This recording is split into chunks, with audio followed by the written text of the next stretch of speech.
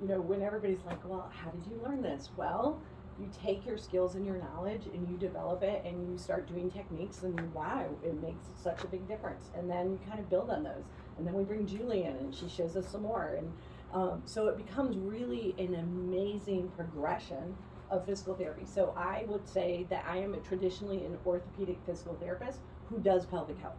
Like, I love pelvic health. I love doing pelvic health patients, but they are not the full thing on my schedule. I got into pelvic health because I had all of these low back patients when, by the way, you start asking questions like, so I treat a lot in the front, and I noticed that, boy, there were so many of these people that had so much tension in their abdominal wall, and it was making it really difficult for them. And then when you ask questions about pooping and peeing, and did they have any trouble with that, and then they would bring out this whole history, and then you'd ask about pain with sex, because if these organs aren't moving correctly, there's going to be pain with penetration, and this, and then they were like, oh my gosh, yes, that's part of it too, but I didn't want to share it with you. What I want you to do is visualize these pelvic floor muscles, and if we did this to it,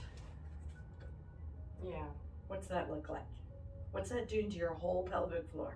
Every time you get an infection, every time you've had like a bronchitis or a cough or an illness, or every time you've taken a fall, or every time you have been in a car accident, any of those things can cause bruises on the inside or inflammation on the inside.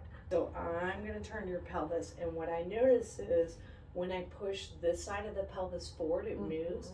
When I pull this side back, there's a stiffness in it, okay? And now I'm going to turn this way, and you see how much easier it is for you to go. But when we go this way, no, it feels not as easy, okay?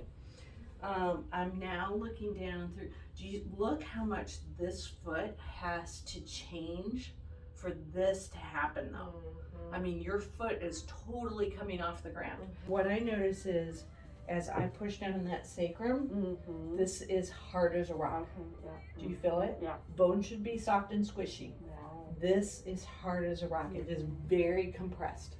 So when I come down to your ILA, the bottom of your sacrum, this is absolutely solid. Do you feel that? Underneath there, you have a very short tailbone, but yes, I think you absolutely fractured this at some point, because it's been dysfunctional for probably 15, 20, 30 years. So it will be very dysfunctional at first.